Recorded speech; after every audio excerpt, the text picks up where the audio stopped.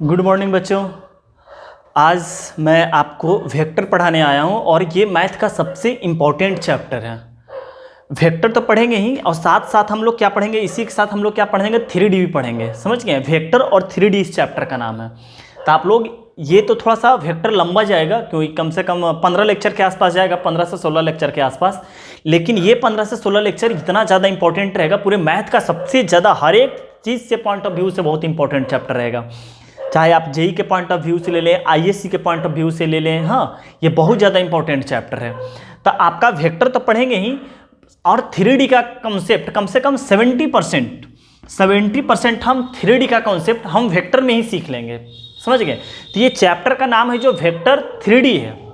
समझ गए? तो 3D हम लोग अलग से पढ़ेंगे जो कुछ उसका कॉन्सेप्ट रहेगा, बट 70% हम 3D का कॉन्सेप्ट वेक्टर में ही सीख लेंगे। इसलिए 15 से 16 लेक्चर जाएगा और 3D 8 से 9 लेक्चर के आसपास जाएगा।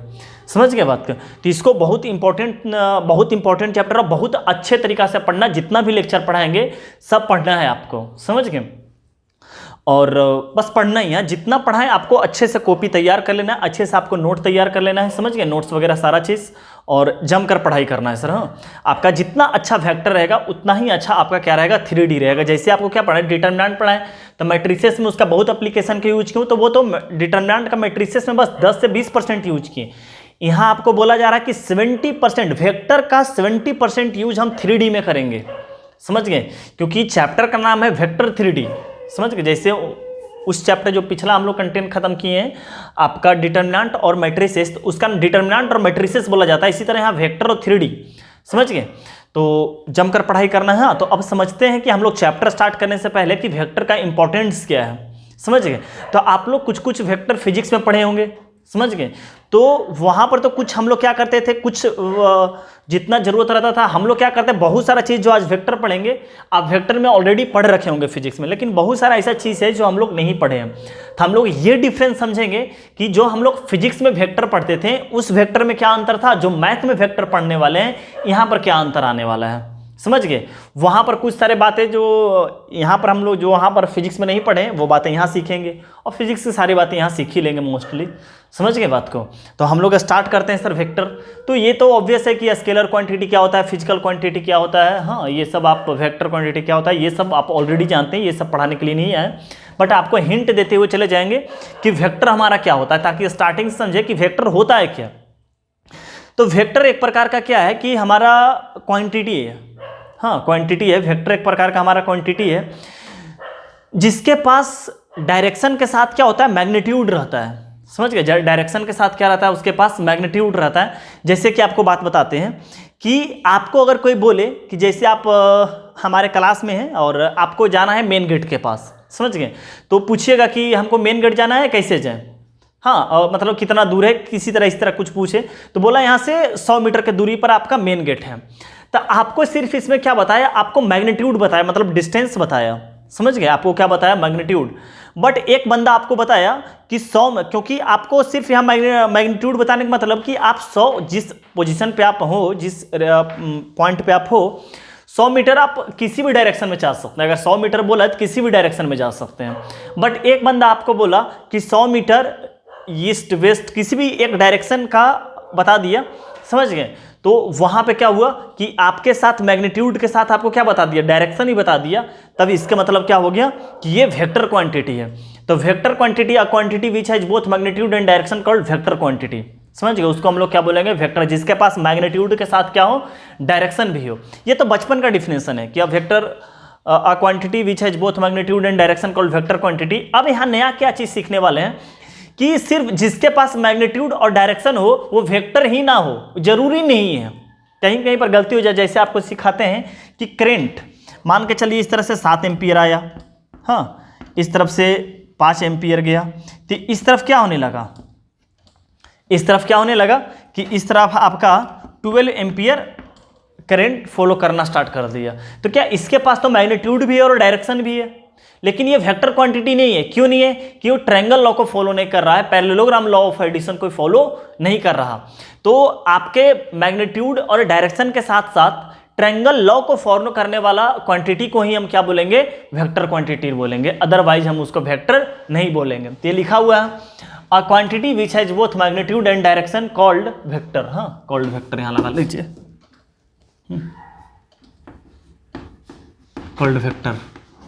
And also follow the triangle and parallelogram law of addition, और कॉल्ड क्या हो गया हमारा वेक्टर हो गया। समझ गए? तो आपको एक एग्जांपल से भी बता दिए कि क्यों नहीं बोला जाता है, कि क्यों हमारा ये क्या कर रहा है, ट्रायंगल लॉ को फॉलो नहीं कर रहा। हम लोग आगे पढ़ेंगे ट्रायंगल लॉ और पैरेललोग्राम लॉ ऑफ एडिशन क्या होता है। अब यहाँ पर सीखते हैं कि एक डायरेक्टेड लाइन सेगमेंट, अभी हम लोग क्या सीखे बेटा कि मैग्नीट्यूड के साथ उसके पास क्या होना चाहिए, डायरेक्शन होना चाहिए। मैग्नीट्यूड के साथ उसके पास क्या होना चाहिए, डायरेक्शन होना चाहिए। तो उसको हम क्या बोलेंगे, वेक्टर क्वांटिटी बोलेंगे, मैग्नीट्यूड और डायरेक्शन दोनों। तो एक डायरेक्टेड लाइन सेगमेंट को समझ गए, क्या लिखा हुआ नोट में करके, any vector is always represent by directed line segment. हाँ, और वेक्टर को रिप्रेजेंट करने के लिए सब आप जानते होंगे, हाँ ABC से हम रिप्रेजेंट करते हैं।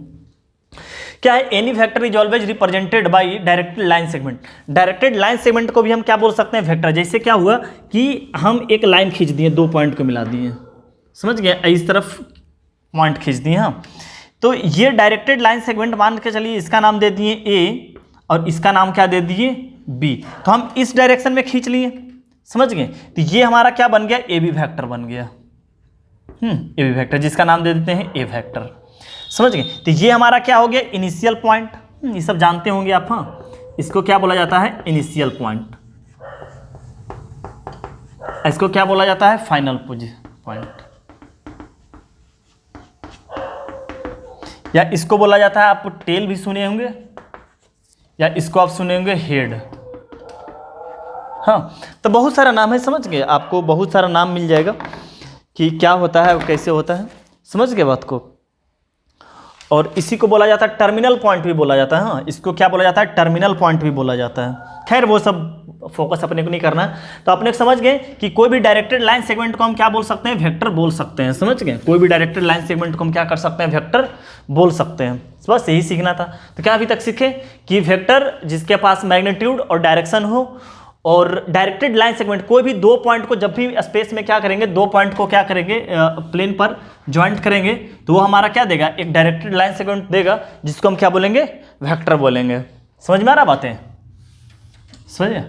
अब हम पढ़ते हैं टाइप्स ऑफ वेक्टर क्या होता है। टाइप्स ऑफ वेक्टर में पहला जीरो वेक्टर, जिसका मैग्नीट्यूड क्या हो जाए, जीरो हो जाए, जिसका इनिशियल और टर्मिनल, हाँ इसी को बोला गया टर्मिनल पॉइंट। समझ रहे बात को, इसी को बोला गया टर्मिनल।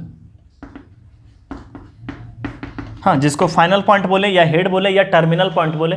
तो वेक्टर विच है सेम इनिशियल ये वाला, हाँ इनिशियल पॉइंट तो आपको बताए हैं, समझ गए। तो क्या हो, जिसका इनिशियल और टर्मिनल पॉइंट क्या हो जाए, सेम हो जाए, उसको क्या बोला जाता है कि ये point is called zero vector या नल वेक्टर। समझ रहे बात को, इसको क्या बोला जाएगा, जीरो वेक्टर। हाँ, तो क्या आ गया, मैग्नीट्यूड आपका जीरो हो जाएगा और डायरेक्शन, इसका डायरेक्शन होगा ही नहीं, जीरो मैग्नीट्यूड का क्या डायरेक्शन। जैसे इसका फिजिक्स में आप लोग अप्लाई किए होंगे कि मैग्नीट्यूड जीरो होने का मतलब क्या है। जैसे वेक्टर में क्या होता है, किसी गेंद को आप ऊपर उछालें, फिर आप उसको कैच कर लिए, अब फिर इसका पूछता है आपका मैग्नीट्यूड, तो magnitude will be, resultant will be क्या हो गया, जीरो। तो उस कंडीशन में हम लोग क्या करते हैं कि जीरो वेक्टर का क्या करते हैं, यूज करते हैं। समझ गए। तो यहाँ तक उम्मीद करते हैं कि आपका कॉन्सेप्ट बहुत अच्छे तरीके से क्लियर होगा। समझ गए कि वेक्टर क्या होता है, टाइप्स ऑफ वेक्टर में जीरो वेक्टर क्या होता है, नल वेक्टर क्या होता है, ये सब समझ लिए। वेक्टर क्या होता है, डायरेक्टेड लाइन सेगमेंट को वेक्टर बोला जाता है, टर्मिनल पॉइंट क्या होता है और इनिशियल पॉइंट क्या होता है। समझ गए। चलिए अब आगे बढ़ा जाए। हाँ, अब हम लोग पढ़ते हैं कि यूनिट वेक्टर क्या होता है। तो यूनिट वेक्टर उसको बोलते हैं जिसका क्या हो जाता है, मैग्नीट्यूड क्या हो जाता है, 1 हो जाता है। यूनिट वेक्टर पढ़ते क्यों है, ये भी बात समझें कि यूनिट वेक्टर क्यों इंपॉर्टेंट है हमारे लिए। समझ गए यूनिट वेक्टर। तो हम लोग टाइप्स ऑफ वेक्टर में दूसरा पढ़ते हैं। हाँ, हम लोग टाइप्स ऑफ वेक्टर में दूसरा पढ़ते हैं जिसका नाम क्या है, unit vector.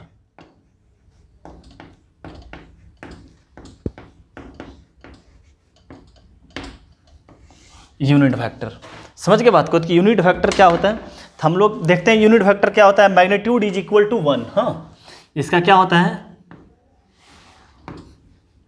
Magnitude is equal to 1।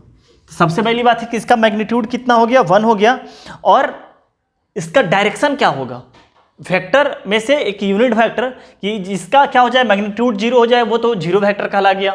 ऐसा वेक्टर कि जिसका मैग्नीट्यूड 1 हो, जिसका मैग्नीट्यूड क्या हो 1 हो, तो डायरेक्शन क्या होगा, तो लिखते हैं कि and direction of unit vector and direction of unit vector same as the given vector, same as the given vector. समझ गए बात को, कि क्या हो गया, इसका मैग्नीट्यूड कितना हो गया 1।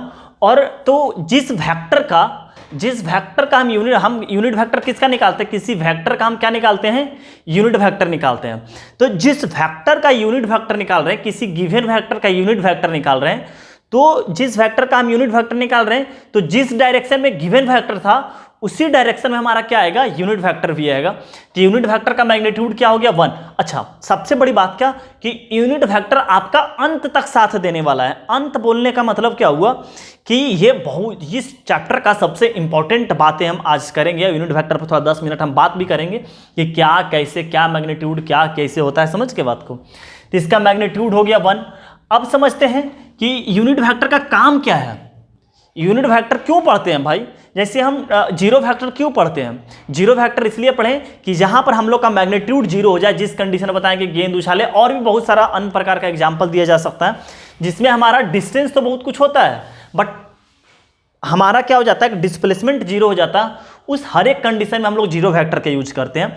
अब हम लोग यूनिट वेक्टर क्यों पढ़ते हैं, क्यों जरूरत पड़ गया यूनिट वेक्टर पढ़ने का, तो हम लोग यूनिट वेक्टर इसलिए पढ़ते हैं ताकि हम किसी वेक्टर का डायरेक्शन दे सके। किसी भी वेक्टर का हमको डायरेक्शन नहीं पता, यूनिट वेक्टर को पढ़, जहां पर देखेंगे जरूरत पड़ गया डायरेक्शन का, पकड़ के यूनिट वेक्टर है, जरूरत पड़ गया डायरेक्शन का, यूनिट वेक्टर पकड़ के लेते चले आए। समझ गए बात को। तो जब जब हमको डायरेक्शन का जरूरत पड़ेगा उस टाइम हम क्या करेंगे कि हम क्या करेंगे, इसको यूनिट वेक्टर के यूज करेंगे। तो इसमें सीखें क्या सर कि इसका मैग्नीट्यूड हम लोग क्या होगा, ऑलवेज इसका मैग्नीट्यूड हमेशा क्या होगा कि 1 होगा। समझ गए। और दूसरी बात क्या है कि इसका काम क्या है, इसका काम है डायरेक्शन देना। हाँ, इट इज, पहली बात सीख लेते हैं कि इसको रिप्रेजेंट क्या कैसे किया जाता है। It is represented by A cap, B cap, C cap, dot dot dot. समझ गए। ये इसके मतलब क्या पढ़ा जाएगा, इसको क्या पढ़ा जाता है, कैप। जैसे वेक्टर को रिप्रेजेंट करने के लिए ए वेक्टर बी वेक्टर का यूज करते हैं, इसी तरह इस पे क्या लगा देते हैं, कैप लगा देते हैं। तो कैप लगाते हैं क्या समझेंगे कि यूनिट वेक्टर है। कैप लगाते हैं हम क्या समझेंगे कि यूनिट वेक्टर है। इसका काम क्या है, ए कैप मतलब कि यूनिट वेक्टर। हाँ, यूनिट वेक्टर इज रिप्रेजेंट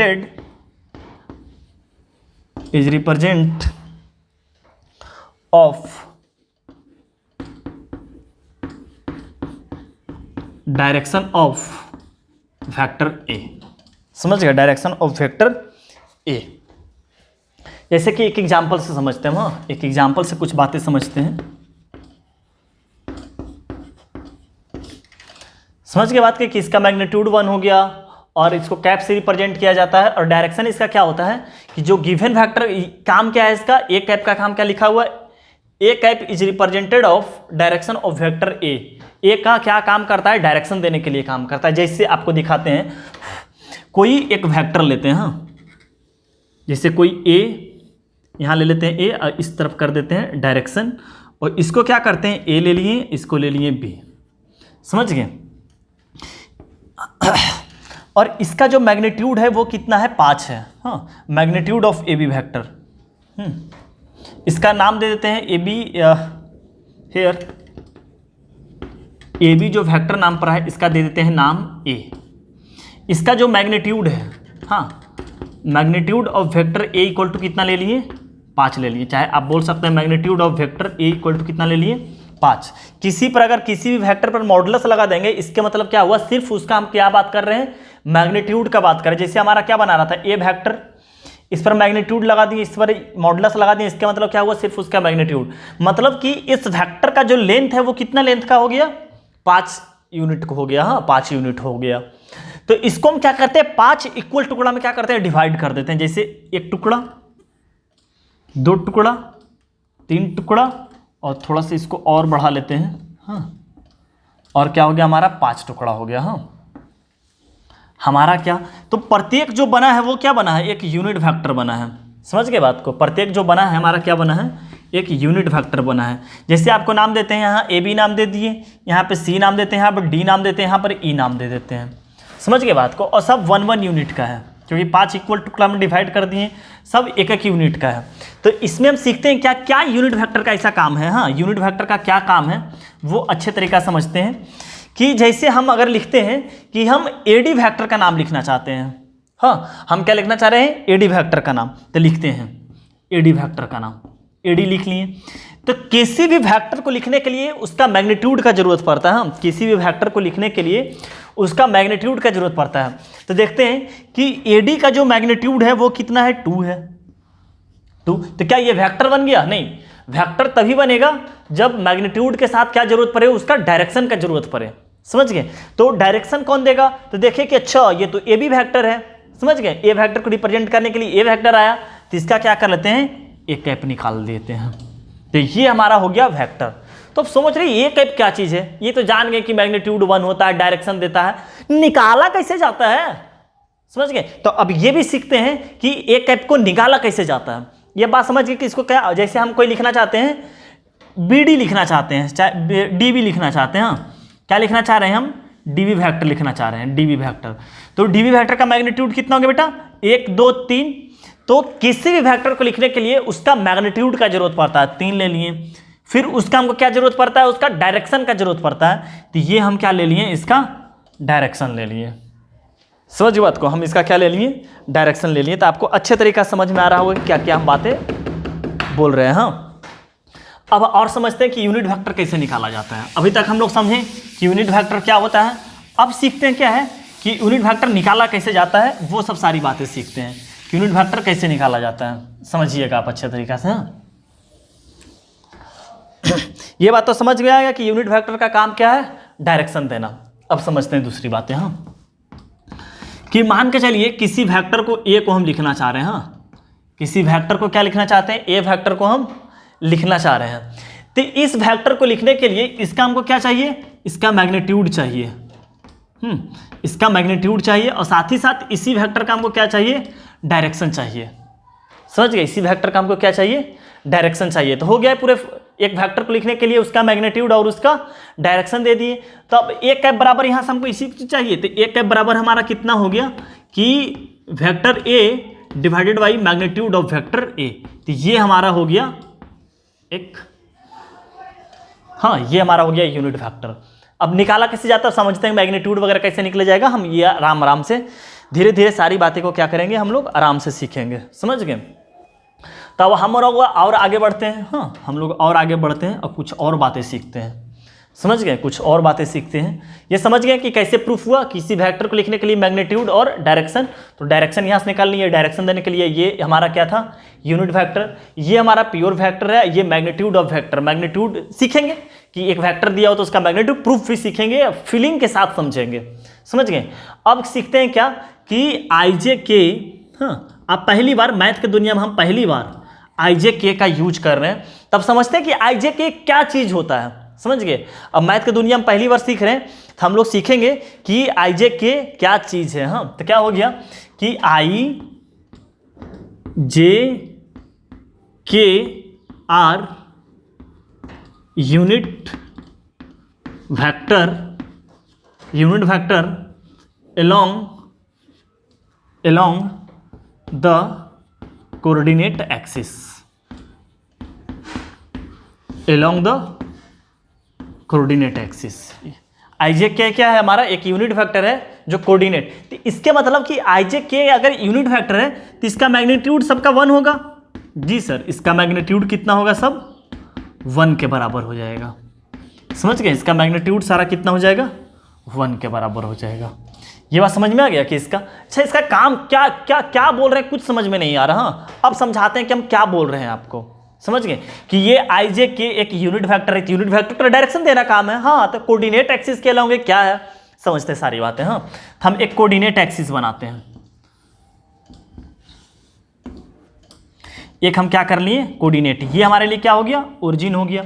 ये हमारा एक्स एक्सिस हो गया, ये वाई एक्सिस हो गया, और ये हमारे लिए क्या हो गया, जेड एक्सिस हो गया। समझ गए।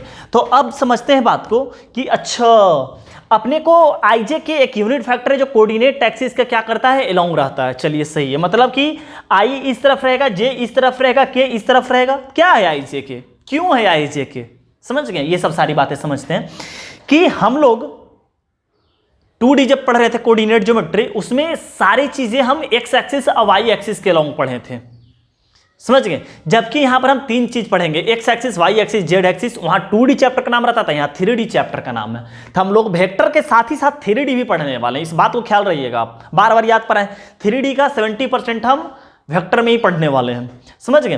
तो अब देखिए क्या होता है कि हम कहीं चलते हैं तो हम तो हम कैसे जा सकते हैं, या तो इस तरफ जा सकते हैं या इस तरफ, मतलब कि हम लोग कोऑर्डिनेट एक्सिस पर नहीं तो चलते हैं, जो हम लोग प्लेन पर चलते हैं क्या कोऑर्डिनेट एक्सिस के ही लॉन्ग चलते हैं।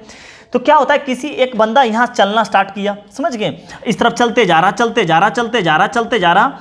तो क्या हुआ कि हम बोले कि एक्स एक्सिस के अलोंग चल रहा है, तो बार बार ना बोलने में दिक्कत हो रहा था, एक्स एक्सिस के अलोंग चल रहे हैं, एक्स एक्सिस के अलोंग चल रहे हैं, बोलने में दिक्कत हो रहा था।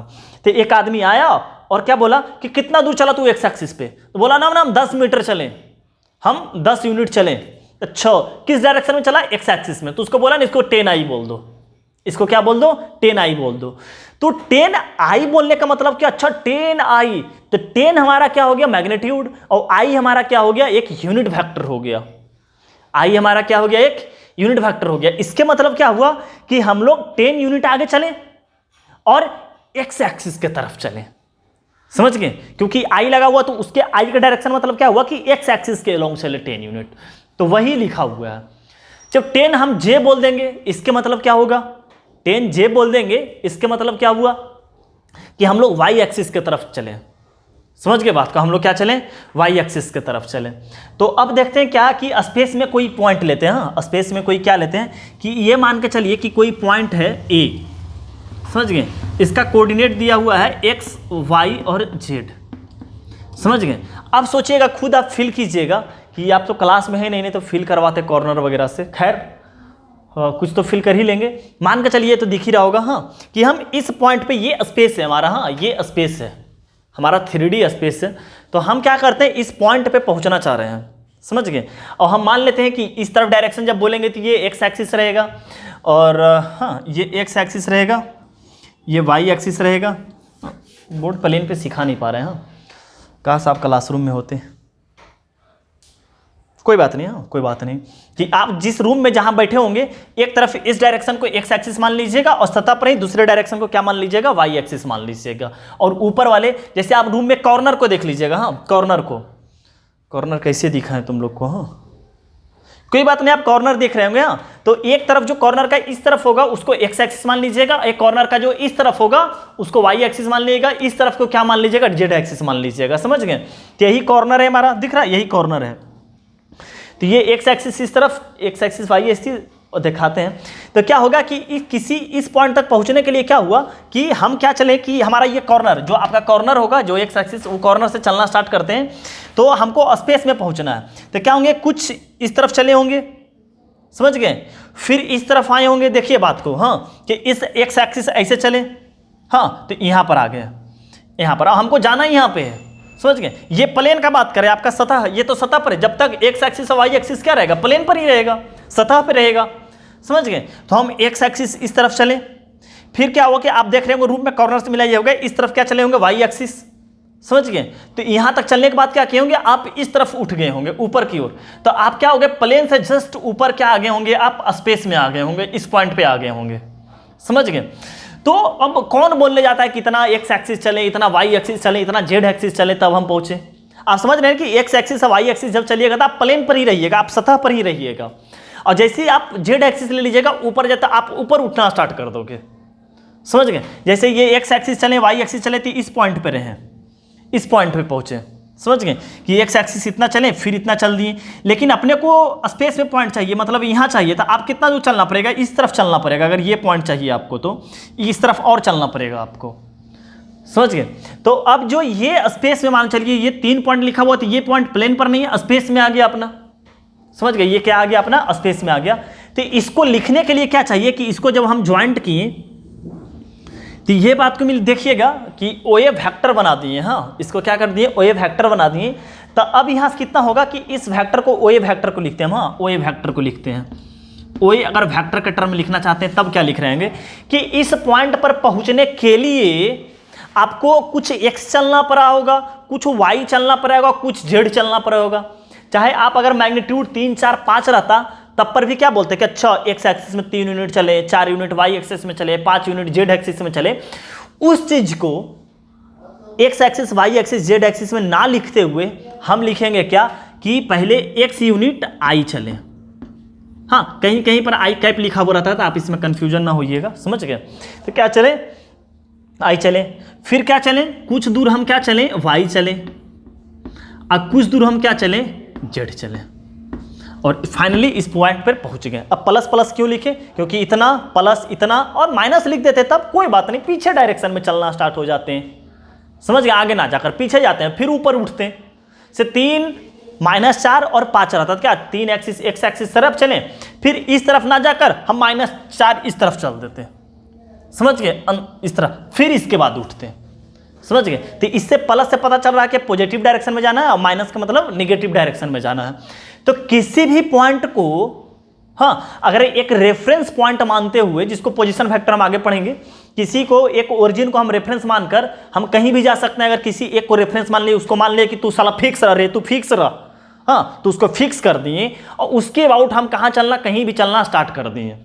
तो जहाँ final minus initial, final minus initial हम करेंगे, फाइनल माइनस इनिशियल वगैरह क्या होता है जब पोजीशन फैक्टर हम पढ़ेंगे, क्योंकि सब सीधा सीधी क्या होगा कि स्पेस में अगर दो, वो सब सारी प्रूफ करके सीखेंगे। और शायद ही सीधा और बात मानिए कि ओरिजिन का जो कोऑर्डिनेट हो रहा होगा वहाँ पर क्या हो रहा होगा, 0,0,0, तो this minus this minus this और दिस माइनस दिस आया होगा ये वेक्टर बनकर। तो कभी भी हम स्पेस में 2 पॉइंट अगर ले लेंगे तो x coordinate i, j coordinate y का कोऑर्डिनेट माइनस y का कोऑर्डिनेट j, z एक्सिस का जब सब्ट्रैक्ट करने के वो पोजीशन वेक्टर्स हम लोग सीखेंगे। यहाँ तो समझ में आ गया कि कोई भी अगर स्पेस में पॉइंट रहेगा उसको ओरिजिन से ज्वाइंट करके हम क्या कर सकते हैं, एक वेक्टर तैयार कर सकते हैं, क्योंकि सिखाए हैं कि any directed line segment called vector quantity, समझ गए, एनी डायरेक्टेड लाइन सेगमेंट। तो ये हमारा क्या हो गया कि वेक्टर बन गया और आपको अच्छे तरीका समझ में आ गया। अब इस वेक्टर का क्या करते हैं, हम मैग्नीट्यूड निकालना चाहते हैं। इस वेक्टर का क्या निकालना चाहते हैं, अब मैग्नीट्यूड निकालना चाहते हैं। तो देखते हैं, आगे समझते हैं। मैग्नीट्यूड का मतलब क्या हो गया बेटा कि ये जो OA है इसका डिस्टेंस निकालना चाहते हैं एक्चुअली में। तो इसका डिस्टेंस क्या होगा, x² plus y² plus z², समझ गए। ये इसका क्या हो गया, डिस्टेंस हो गया।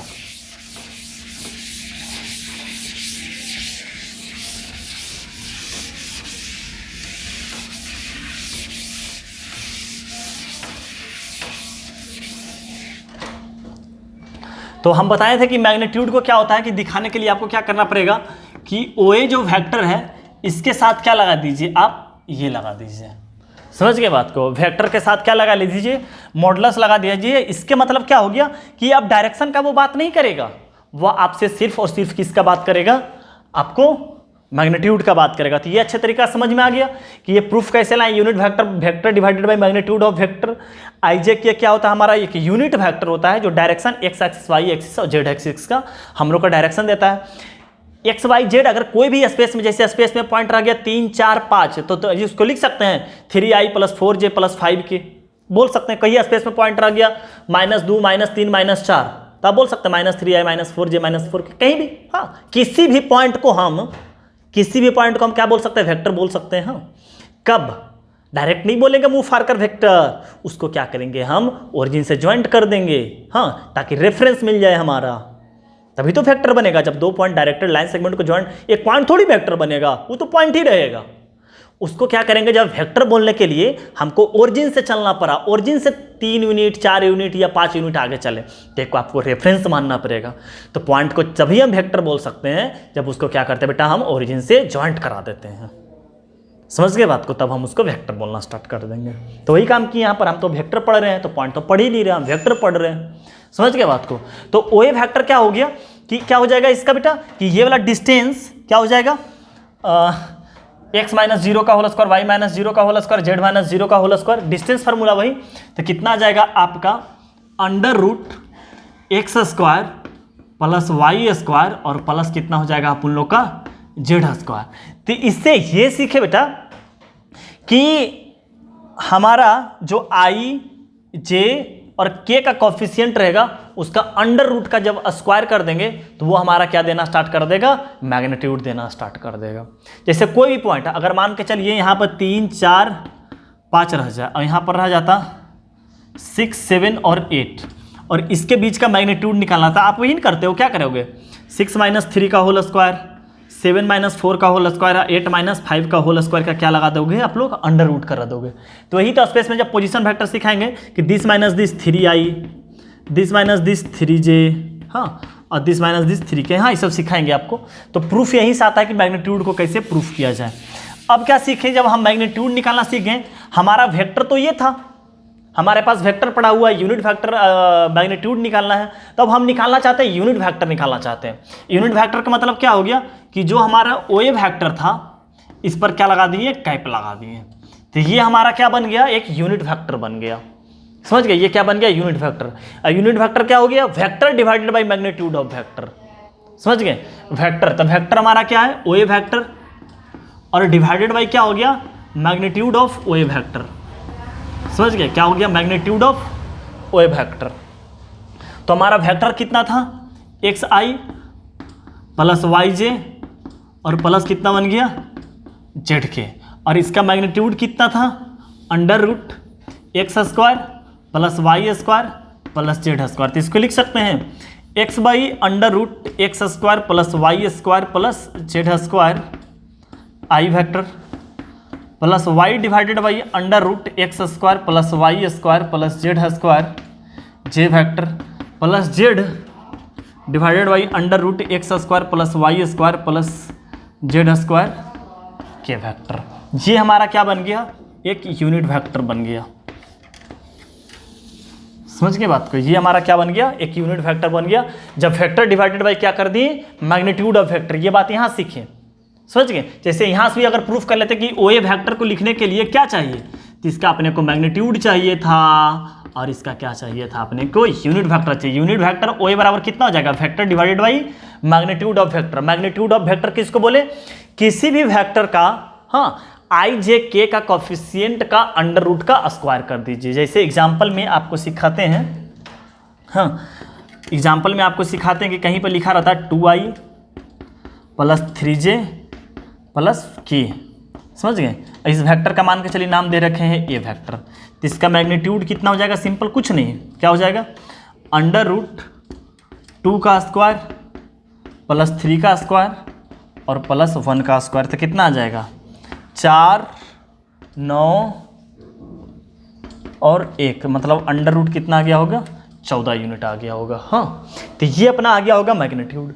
हाँ, अगर इसी का यूनिट वेक्टर निकालना रहता तब क्या करते, हाँ, जैसे ए कैप निकालना पड़ जाता, क्या करते कि 2 क्या करते हैं, vector divided by magnitude of vector. बोले तो वेक्टर कितना हो गया अपना, 2i प्लस 3j और प्लस कितना आ गया k, और डिवाइडेड बाई क्या करते हैं, अंडर रूट 14। तो अपना आंसर क्या हो जाता, 2 divided by under root 14i plus 3 divided by under root 14j plus 1 divided by under root 14k। ये क्या बन जाता है, हमारा यूनिट वेक्टर। तो आप सोच रहे होंगे कि अच्छा सर, इसको आप यूनिट वेक्टर अगर बोलते हैं तो इसका मैग्नीट्यूड 1 होगा। कोई भी यूनिट वेक्टर का मैग्नीट्यूड अगर निकालना, चलो यूनिटी वेक्टर का मैग्नीट्यूड निकालेंगे तब कुछ और नहीं ना आएगा, 1 ही आएगा ना। जी सर, हमेशा 1 आएगा, जैसे आपको दिखाई देते हैं हम। हाँ, मन में आपका प्रश्न उठा है तो हम उठा ही देते हैं कि कोई यूनिट वेक्टर का ही अगर मैग्नीट्यूड उठा निकाल दिए, समझ गए। जैसे इसी का उठाते हैं, जैसे इसका ले लेते हैं, हाँ, यही वाला सबसे, यही है खतरनाक। तो क्या करते हैं कि जैसे ओए वेक्टर का, हाँ, यहाँ पर निकालते हैं क्या कि ओए वेक्टर का क्या निकालना स्टार्ट कर दिए, मैग्नीट्यूड। समझ गए, तो क्या करेंगे, आई जे के अंडर रूट का क्या करेंगे, स्क्वायर करेंगे। तो यहाँ से कितना आ जाएगा कि आई का स्क्वायर करेंगे, हाँ, आई के कोफिशिएंट का क्या करेंगे, स्क्वायर करेंगे। तो ये एक्स स्क्वायर बन जाएगा और नीचे कितना बन जाएगा, x square plus y square plus z square. फिर इसी तरह क्या बन जाएगा, y square divided by x square plus y square plus z square, और z square divided by x square plus y square plus z square. X square plus y square plus z square LCM ले लेंगे तो ऊपर भी कितना आ जाएगा, x square plus y square plus z square, cut के 1 आ जाएगा। 1 का रूट से बाहर 1 ही आता है। हाँ, तो ये हमारा प्रूफ हो गया कि यूनिट वेक्टर का मैग्नीट्यूड हमेशा क्या आएगा, 1 ही आएगा। ये क्या हमारा साबित कर दिए प्रूफ। तो आपको सब चीज़ साबित करते गए कि एक यूनिट वेक्टर जो होता है हमारा vector divided by magnitude of vector होता है।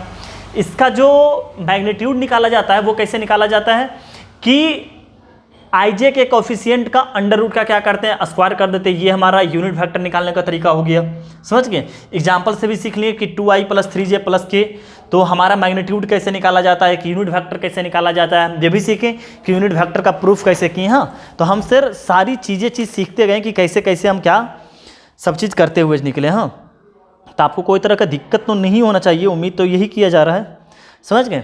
तो आपको कभी कभी क्या देगा क्वेश्चन में, आपसे कैसे रहेगा कि आपसे जो क्वेश्चन पूछेगा वो जानते कैसे पूछेगा, बताओ वो वेक्टर का नाम बताओ। सुनिए क्या बोल रहे हैं, वो वेक्टर का नाम बताओ जिसका मैग्नीट्यूड 4 है।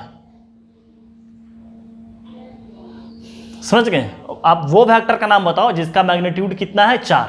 तो ठीक है, मैग्नीट्यूड कर दिए 4 और लगा दिए कोई यूनिट वेक्टर। हाँ, कोई यूनिट वेक्टर लगा दिए, समझ गए। तो ये कितना बन गया, ये तो यूनिट वेक्टर है, समझ गए। यूनिट वेक्टर लिख लेंगे, ये हो जाएगा। हाँ, तो आपसे ऐसा ऐसा बहुत क्वेश्चन पूछ सकता है, समझ गए। तो इस तरह का 2-3 क्वेश्चन करते हैं, उसके बाद फिर नेक्स्ट टॉपिक पे हम लोग चलते हैं। तो आप तब तक लिख लीजिए जो छूटा हुआ है।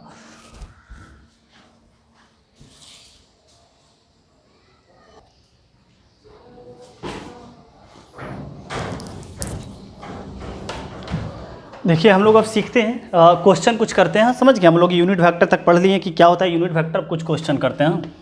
तो क्या हम लोग करते हैं, पहला क्वेश्चन क्या है कि find the vector along vector A. आपको एक और वेक्टर निकालने बोल रहा जो वेक्टर ए के अलोंग है, मतलब जिस डायरेक्शन में वेक्टर ए है उसी डायरेक्शन में क्या है कोई और वेक्टर है, और जिसका मैग्नीट्यूड कितना है, 4 यूनिट है। आपको पहले भी सीखा है कि आप बताओ कि वो वेक्टर बताओ जिसका मैग्नीट्यूड 4 है। आप वो वेक्टर बताओ जिसका मैग्नीट्यूड 4 है, 4 इंटू यूनिट वेक्टर। हाँ, यूनिट वेक्टर जिसके अलोंग पूछ रहा, तो मानते हैं लेट वेक्टर बी बी। हाँ, कोई पूछा है कि कोई और वेक्टर बताओ, तो मानते हैं लेट वेक्टर बी क्या हो गया, B. Let required vector B मान लिए, समझ गए, वेक्टर बी।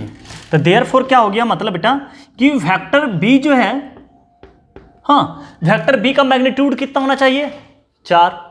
किसके डायरेक्शन में होना चाहिए, तो एक के डायरेक्शन में होना चाहिए। तो सब कुछ तो आपको पता है, समझ गए। तो क्या करते हैं कि 4 इसका मैग्नीट्यूड हो गया, और किसके डायरेक्शन, तो एक के डायरेक्शन में चाहिए। समझ गए बात को, क्या चाहिए, एक के डायरेक्शन में चाहिए। तो कितना आ गया, वेक्टर बी इक्वल टू क्या हो गया आपका कि 4 vector A divided by magnitude of vector ए। तो यहाँ सॉल्व करते हैं, क्या हो जाएगा कि वेक्टर बी इक्वल टू कितना हो गया कि 4 टाइम्स वेक्टर ए का नाम पर कितना हो गया, 2i + j और माइनस कितना हो जाएगा, 2k डिवाइडेड बाई क्या हो जाएगा, अंडर रूट 2 का स्क्वायर + 1 का स्क्वायर + 2 का स्क्वायर। हाँ, ये निगेटिव रहे या पॉजिटिव रहे उससे फर्क नहीं पड़ता। हाँ, हम तो मैग्नीट्यूड निकालें, क्योंकि -2 का होल स्क्वायर भी करेंगे तब पर भी उतना ही पड़ने वाला है। तो क्या हो जाएगा, वेक्टर बी इक्वल टू हो जाएगा, यहाँ पर कितना हो गया बेटा, 4 और 4 8 और 1 9, मतलब 3 आ जाएगा बाहर। तो कितना कर लेते हैं, 4/3 2i + j और -2k। तो पूरे तरह से आंसर क्या हो जाएगा इसका, बी वेक्टर इक्वल टू कि 8/3i वेक्टर। हाँ, इसको 4 दूना के 8 और डिजिट डी, और यहाँ से आ जाएगा 1/3 जे वेक्टर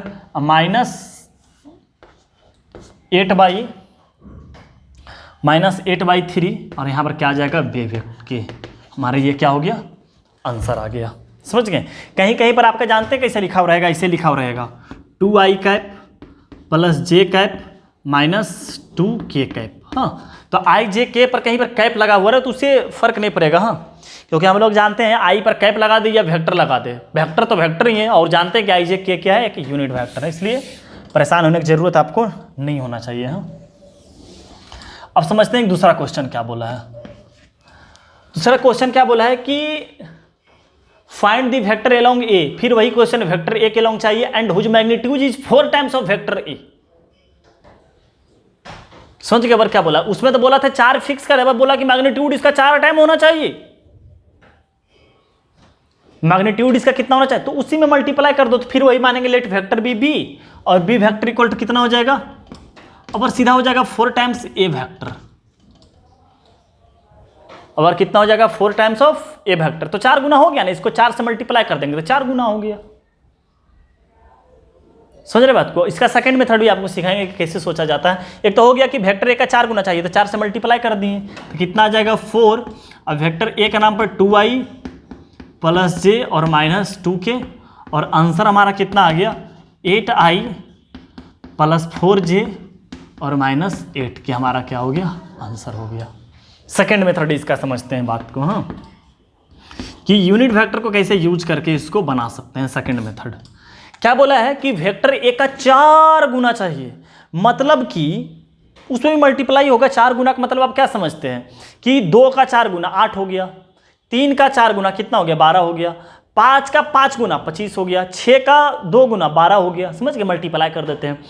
मतलब कि अगर ए वेक्टर का मैग्नीट्यूड पता चल जाए, ए वेक्टर का मैग्नीट्यूड पता चल जाए, तो उसमें से 4 मल्टीप्लाई करके हमारा जो निकालने के लिए वेक्टर बोला है वो हमारा उसका मैग्नीट्यूड आ जाएगा। देखते हैं कितना आता है कि वेक्टर ए का मैग्नीट्यूड कितना हो जाएगा 2 का स्क्वायर प्लस 1 का स्क्वायर प्लस 2 का स्क्वायर, हाँ बोले तो 3, हाँ तो रिक्वायर्ड ऑफ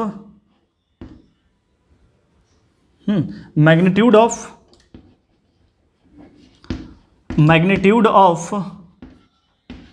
रिक्वायर्ड वेक्टर वो कितना हो जाएगा 3 इंटू 4 मतलब कि 12 हो जाएगा। तो वो वेक्टर जिसका मैग्नीट्यूड क्या हो रहा है 12 हो रहा है, तो वो वेक्टर बी है, और 12 ए कैप लगा दो, हाँ तब वो हमारा हो जाएगा। तो इसके मतलब क्या हो गया कि 12 ए कैप के नाम पर कितना हो जाएगा 2i प्लस जे और माइनस 2k, इसका मैग्नीट्यूड तो 3 ही आएगा। मतलब देखो फिर 4 से मल्टीप्लाई होकर वही चीज़ बन गया कि 2i प्लस जे और माइनस 2k, फिर वापस वही चीज़ बन गया। समझ गए बात को। तो ये हमारा हो गया।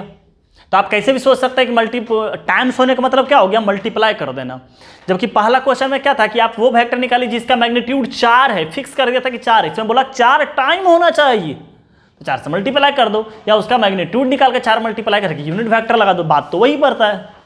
समझ गए। अब देखिए तीसरा क्वेश्चन आप खुद से अटेम्प्ट करो, हाँ आपका अगर खोपड़िया काम करता है तो आप खुद से तीसरा क्वेश्चन अटेम्प्ट करो तो ज़्यादा खुशी होगा हमको, हाँ और आपको भी ज़्यादा खुशी होगा। हाँ तो आप बना लिए होंगे तभी मेरा आंसर मिलाइएगा, समझ गए। और कौन कौन बनाए होंगे वो हमको कमेंट कर दीजिए कि सर हम बना लिए, हम बना लिए, हम बना लिए। समझ गए। अच्छा क्वेश्चन है और बहुत कॉन्सेप्चुअल क्वेश्चन है, जेईई मेंस का पूछा हुआ क्वेश्चन है, इसलिए बोले हैं। समझ गया। तो जरूर बनाना, गलत बने मंजूर है लेकिन बनाना जरूर, देखना नहीं पाप लगेगा रे पाप, हाँ पहले बना लियो। तीसरा बनाते हैं, हाँ तीसरा क्या बोल रखा है कि find the value of P for which vector A जो है वो क्या है कि यूनिट वेक्टर है। देखते हैं वेक्टर ए क्या है हमारा। वेक्टर ए जो है आई प्लस जे और प्लस क्या बेटा हमारा के है। मतलब शुद्ध रूप से वेक्टर ए जो है वह है पी आई प्लस पी जे और प्लस क्या है पी के है। ये हमारा एक वेक्टर है। अब बोल रखा है कि ये जो वेक्टर है कि यूनिट वेक्टर है, ये वेक्टर जो है हमारा क्या है कि यूनिट वेक्टर है। इसके मतलब क्या हुआ कि इसके मतलब क्या हुआ कि देयरफॉर, हाँ कि ए इज यूनिट वेक्टर का मतलब क्या हो गया कि vector of magnitude of A equal to कितना दे रखा है 1 दे रखा है। ये लगाना था अपने को कॉन्सेप्ट, समझ गए। ये अपने को क्या लगाना था कॉन्सेप्ट। तो मैग्नीट्यूड ऑफ वेक्टर ए होने का मतलब क्या हो गया कि p का स्क्वायर प्लस p का स्क्वायर प्लस p का स्क्वायर इक्वल टू कितना हो गया 1। जब स्क्वायरिंग बोथ साइड किए तब कितना आ गया 3p स्क्वायर इक्वल टू 1 और p इक्वल टू आ जाएगा प्लस माइनस 1/√3। ये अपना क्या हो जाएगा आंसर हो जाएगा। तो आप समझ गए होंगे सर कि यूनिट वेक्टर हम कैसे अप्लाई करेंगे। हाँ तो अभी आपको कोई बुक बनाने की जरूरत नहीं है, जब जरूरत पड़ेगा तो होमवर्क। ऐसे भी वेक्टर के अंदर एनसीईआरटी में कुछ खास नहीं है, लेकिन आपको कॉन्सेप्ट वेक्टर का अच्छा तरीका से ये नहीं सीखना है कि हमको एनसीईआरटी के सिलेबस में कितना है। जब आपको अच्छे तरीका समझ में आ रहा है अच्छे तरीका से पढ़ो, समझ गया। कुछ तो करोगे रे, एनडीए एयरफोर्स नहीं करना, इंजीनियर मत बनना भाई, एयरफोर्स एनडीए नेवी कुछ तो करोगे, समझ गया। तो कुछ नहीं बेटा, हम 15 लेक्चर तक समाप्त कर देंगे, अच्छे तरीक़ा से समाप्त कर देंगे। तो आपको पढ़ना है, तो आप नोट करो, हम और कुछ सीखते हैं। हाँ,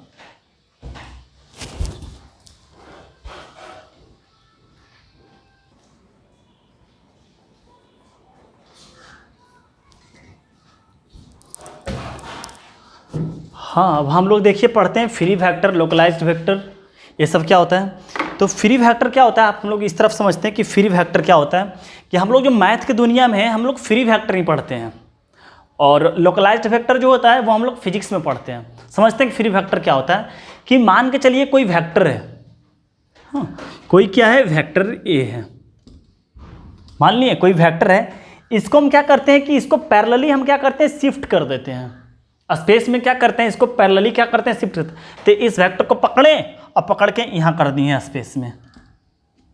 हाँ, तो मैथ की दुनिया में क्या होता है कि इसको फिर वेक्टर किसको बोले कि किसी भी वेक्टर को बिना उसका मैग्नीट्यूड और डायरेक्शन बदले अगर उसको शिफ्ट कर देते हैं तो उसका कोई फिजिकल इम्पैक्ट अगर नहीं होता है तो ऐसे वेक्टर को हम फ्री वेक्टर बोलते हैं। समझ गए? क्या बोले, फिर सुनिएगा कि वो वेक्टर जिसका मैग्नीट्यूड और डायरेक्शन को बदले बिना उसको हम अगर पैरेलली शिफ्ट कर देते हैं तो शिफ्ट करने के बाद जो उसका फिजिकल इफेक्ट होता है, फिजिकल इफेक्ट बोलने का मतलब कि उससे कोई मान के चलो कि जब इस पर हम यहाँ पे वेक्टर था तो कुछ और कर रहा था, यहाँ पर जब वेक्टर लाए तो कुछ और करने लगा। समझ गए? तो ऐसा नहीं होना चाहिए। जो यहाँ पर कर रहा था इसका मतलब कि फिजिकल इफेक्ट, उसका इम्पैक्ट अगर कुछ नहीं होता है तो ऐसे वेक्टर को क्या बोला जाता है, फ्री वेक्टर बोला जाता है। और लोकलाइज्ड वेक्टर किसको बोले कि अगर पैरेलली शिफ्ट करने पर बिना मैग्नीट्यूड और डायरेक्शन को बदले अगर पैरेलली शिफ्ट करते हैं, उसका अगर फिजिकल इम्पैक्ट कुछ और हो जाता और बदल जाता है तो उसको क्या बोला जाता है, लोकलाइज्ड वेक्टर बोलता है। तो वही देखो यहाँ लिख रखे हैं क्या कि if a vector shifted in space and its magnitude and direction remains same and it gives the same physical effect, हाँ, same physical effect, then it is called free vector। और they are fixed, और localized vector में क्या हो, they are fixed vector, ये shift हो ही नहीं सकता है। जैसे दिखाते हैं आपको, एग्जांपल दिखाते हैं। हाँ, जैसे आपको क्या दिखाते हैं, तो हम लोग मैथ के दुनिया में फ्री वेक्टर ही पढ़ने पड़ता है। हमको क्या मतलब भैया इसका वर्क डन क्या है, वो वर्क डन आप फिजिक्स में करते रहिए। हाँ, कि जैसे आप क्या बनाते हैं कि मान के चलिए कोई रॉड का टुकड़ा है, हाँ, इस पर हम क्या लगा दिए, कोई वेक्टर का फोर्स लगाए, हाँ, मान के चलो कुछ फोर्स लगाए इस पर, और इस पर क्या किया, फिर इसको यहाँ जब शिफ्ट किए इसी वेक्टर को, हाँ, तो इसका जब इस पर ये वाला जब इस पर फोर्स पड़ रहा होगा, इसका जो फोर्स पड़ रहा होगा, इसका इस कॉर्नर पे फोर्स पड़ रहा था, इसका टॉर्क कुछ और हुआ होगा। समझ रहे बात को, इसका टॉर्क, हाँ, कुछ और हुआ होगा। अब इस वेक्टर को क्या कर दिया, एकदम बिल्कुल पैरेलली शिफ्ट कर रहे हैं, हाँ, पैरेलली शिफ्ट कर रहे हैं और यहाँ पर कर दे रहे हैं, चाहे यहाँ पर से हटा कर क्या कर दे, यहाँ पर शिफ्ट कर दी, इसको बनाने की कोई ज़रूरत नहीं है।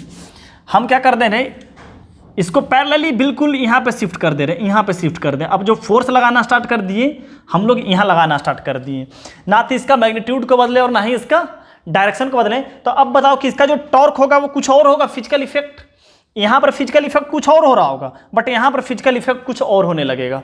तुम और यहाँ पर लगा दो, इस तरफ लगा दो, तो इसका टॉर्क कुछ और हो जाएगा। जबकि हम क्या कर रहे हैं, पैरेलली शिफ्ट ही कर रहे हैं। हम क्या कर रहे हैं, इसको पैरेलली शिफ्ट ही कर रहे हैं, ना तो मैग्नीट्यूड को बदले ना तो डायरेक्शन को बदले, लेकिन इसका फिजिकल इम्पैक्ट जो पड़ रहा है कुछ मतलब कि रॉड पे कुछ और ही पड़ रहा है, जिसका टॉर्क बदल जा रहा है।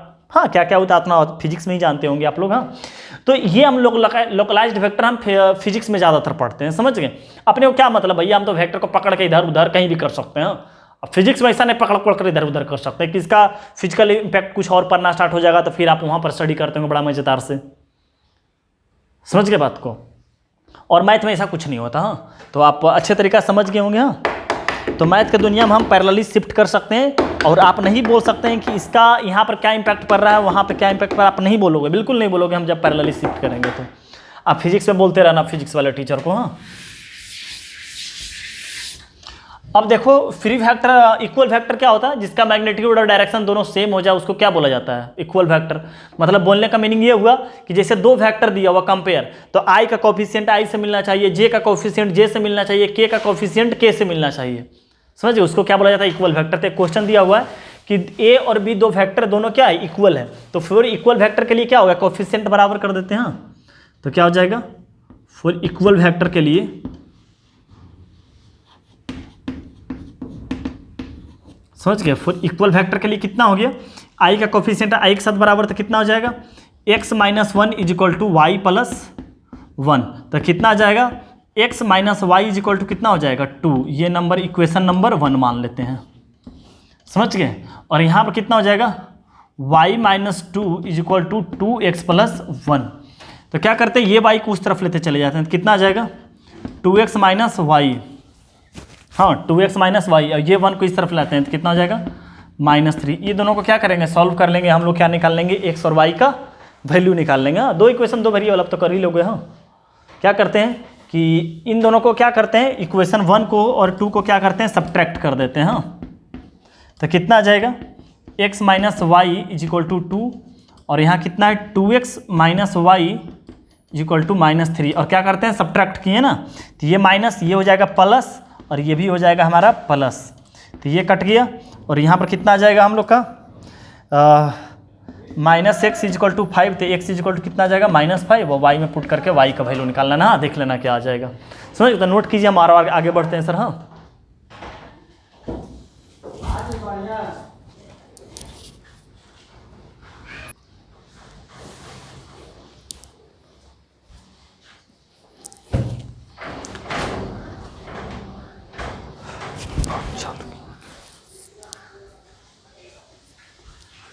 हाँ देखिए, हम लोग पढ़ते हैं क्या कि कोलिनियर और पैरेलल वेक्टर क्या होता है। हाँ, कोलिनियर और पैरेलल दोनों चीज़ सेम चीज़ होता है। हाँ, तो क्या लिखा हुआ, two vector are said to be collinear if their directed line segment are parallel. Parallel होने का मतलब क्या हो गया, कोलिनियर।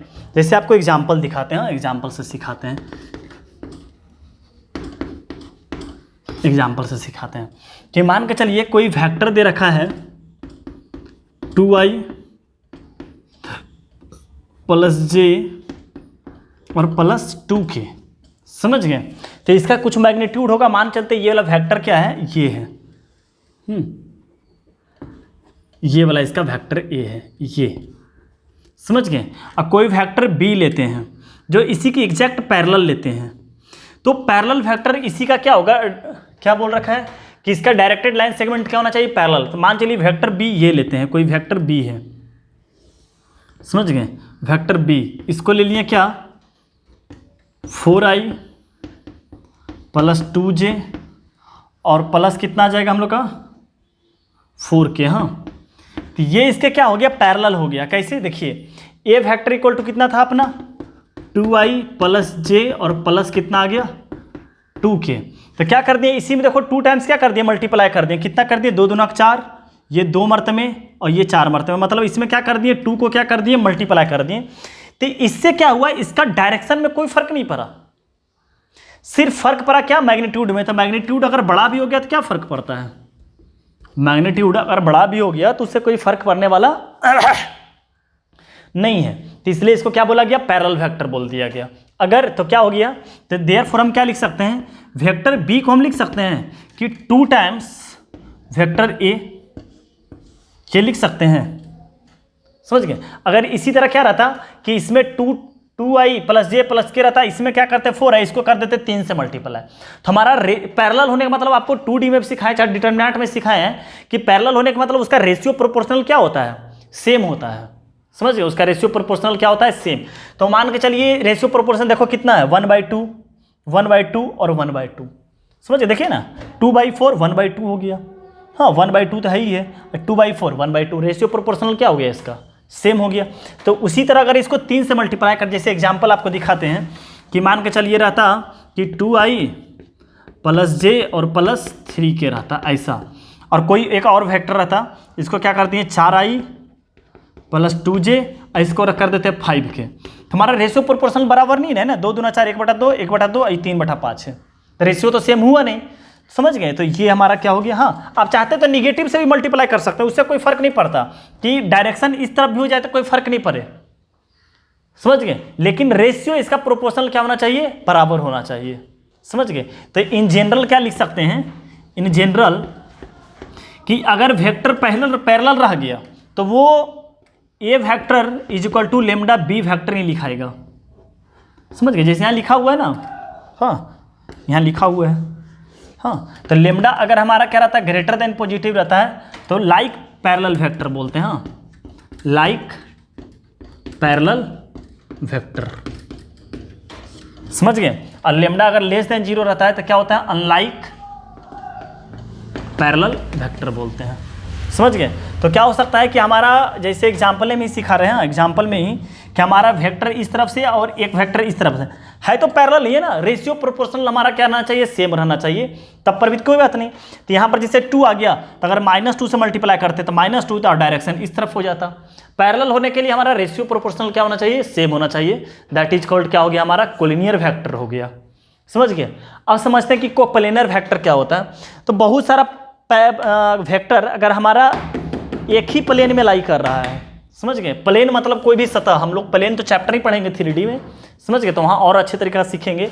तो बहुत सारा आप कोलिनियर वेक्टर पैरेलल समझ गए ना क्या होता है, कि बस रेशियो प्रोपोर्शनल हमारा सेम होना चाहिए। जैसे स्लोप सेम होता है तो पैरेलल हो जाता है, समझ गए। तो यहाँ रेशियो प्रोपोर्शनल मतलब समझ रहे हो बात को, हाँ समझ ही रहे। अब हम समझते हैं कि क्या होता है कोप्लेनर वेक्टर। क्या लिख रखा है, a set of vector said to be coplanar if they lie in the same plane. तो मतलब ये कोई प्लेन है हमारा, तो देखिए वेक्टर ऐसे जाए, वेक्टर ऐसे जाए, या वेक्टर ऐसे जाए, या वेक्टर ऐसे जाए, क्या है ये सब एक ही प्लेन के अंदर क्या कर रहा है, लाई कर रहा है, समझ गए। जैसे आप दीवार लें, एक दीवार लें और 2 दीवार लें, हाँ अपने रूम के देखिएगा, तो एक दीवार पर बहुत सारा 50 वेक्टर पार दीजिए, ऐसे ऐसे ऐसे, सब क्या कर रहा है, एक ही प्लेन। एक और दीवार पर 50, एक जैसे एक दीवार पर ये वेक्टर हो गया, एक किसी अपोजिट वाले दीवार पर हम वेक्टर पार दिए, तो क्या ये वेक्टर वो वेक्टर दोनों पैरेलल होगा, सॉरी एक ही प्लेन पे लाई कर रहा, नहीं, तो ये वेक्टर क्या होगा, पैरेलल, सॉरी कोप्लेनर नहीं होगा। तो कोप्लेनर होने का मतलब कि आपको 5 वेक्टर दे दिया, बोला कि कोप्लेनर है, तो समझिएगा एक ही प्लेन में लाई कर रहा है, समझ गए। अब बात करते हैं थोड़ा सा स्पेस का। हाँ, तो स्पेस में मान के चलिए, हाँ कि स्पेस में मानते हैं कि कोई 2 वेक्टर है, तो 2 वेक्टर तो ऑलवेज क्या, मान चलिए कि तो एक प्लेन में बहुत सारा वेक्टर हो सकता है, समझ गए। एक प्लेन के अंदर मतलब 2 अलग अलग वेक्टर को प्लेनर हो सकता है कि नहीं। तो मान चलिए कि ये वेक्टर ऐसे है, एक वेक्टर कुछ ऐसे है, चाहे ऐसे कुछ भी कैसे भी है, तो क्या होगा कि स्पेस में है, तो क्या ये दोनों वेक्टर मान के चलिए ऐसे है, हाँ, तो ये दोनों जाकर एक साथ हो सकता है, समझ गए, एक ही साथ जाकर क्या हो सकता है, तो ये क्या बना लेगा, एक ही प्लेन में लाई कर गया, पैरेलली तो शिफ्ट कर ही सकते हैं, मान चलिए ऐसे होगा, हाँ, तो इसको पैरेलली शिफ्ट कर ही सकते हैं, तो एक ही प्लेन में लाई कर जाता है। तो 2 वेक्टर क्या करेगा, ऑलवेज एक प्लेन बनाएगा, 2 वेक्टर क्या करेगा, एक ऑलवेज क्या बनाएगा, प्लेन। 3 में जरूरी नहीं है कि वो क्या बनाए, कि प्लेन बना ही ले, समझ गए, जरूरी नहीं है, हाँ नीड नोट भी, समझ गए। तो ये हमारा यही लिखा हुआ है, यहाँ पर भी बात लिखा हुआ कि a set of vector said to be coplanar if directed line segment is parallel to the vector. हाँ, ये सब जितना भी ये सब क्या है, ये ग्रीन बोर्ड है, इसके सब क्या है, पैरेलल है। तो प्लेन का कोई डायरेक्शन तो है नहीं, ये इन्फिनाइट है, समझ गए। तो सब क्या है, इसी के पैरेलल है, इसी के पैरेलल है, हाँ सब कुछ इसी के पैरेलल है, हाँ प्लेन कहीं पैरेलल है। तो अगर प्लेन के पैरेलल ही हमारा वेक्टर अगर खींच दे तो वो ऐसे क्या कहलाएगा, कोप्लेनर कहलाएगा, ठीक है सर। तो एक हम थोड़ा क्वेश्चन कर लेते हैं।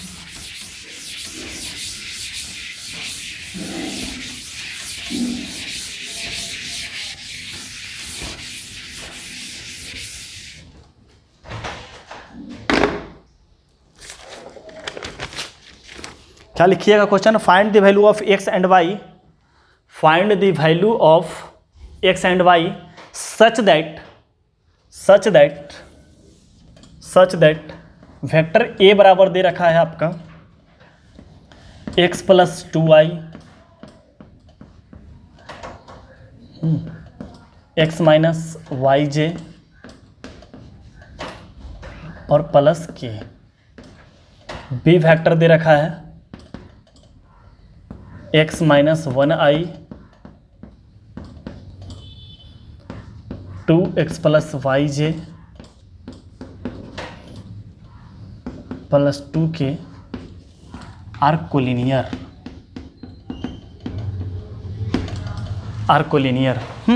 बोला है find the value of x and y such that कि 2 वेक्टर क्या है हमारा, कोलिनियर है।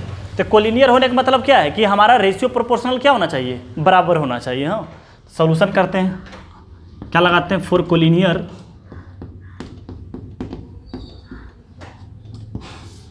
फॉर कोलिनियर के लिए क्या हो जाएगा, x plus 2 divided by X minus 1 is equal to X minus Y divided by 2x plus Y is equal to क्या हो जाएगा, इसका कॉफिशिएंट कितना, i का कॉफिशिएंट डिवाइडेड बाई i का कॉफिशिएंट, j का कॉफिशिएंट डिवाइडेड बाई j का coefficient और k का कॉफिशिएंट डिवाइडेड बाई k का कॉफिशिएंट। हाँ, तो यहाँ से इसको सॉल्व कर लेंगे तो x का वैल्यू आ जाएगा और x का वैल्यू इसमें पुट कर देंगे तो हमारा क्या आ जाएगा, y का वैल्यू आ जाएगा। हाँ, इससे दिख रहा ना कि x plus 2 divided by X minus 1 is equal to कितना हो जाएगा, 1/2। तो यहाँ से x का वैल्यू निकाल के इसमें पुट कर देंगे तो हमारा क्या आ जाएगा, y का वैल्यू आ जाएगा। और इस तरफ से कितना आ जाएगा, x minus Y divided by 2x plus Y is equal to 1/2।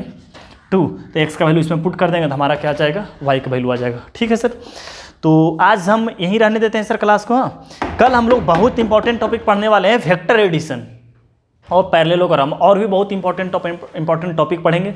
तो आप आज का क्लास सर यूनिट वेक्टर क्या होता है अच्छे तरीके से पढ़ लीजिएगा कि वेक्टर क्या होता है, यूनिट वेक्टर क्या होता है, कैसे यूनिट वेक्टर निकाला जाता है, क्यों यूनिट वेक्टर पढ़ते हैं, समझ, इसका अप्लाई कहाँ करते हैं, कोप्लेनर वेक्टर क्या होता है। हाँ, कि पैरेलल क्या हो जाता है कि प्लेन, बहुत सारा वेक्टर एक ही प्लेन के अंदर लाई करने लगता है तो उसको वेक्टर बोलते हैं, समझ गए। और 2 वेक्टर ऑलवेज कोप्लेनर होगा, लेकिन 3 जरूरी नहीं है कि कोप्लेनर ही हो, समझ गए। प्लेन के अंदर और अच्छे तरीके से समझेंगे। ठीक है सर, ठीक है, बाय बाय, टाटा। हाँ।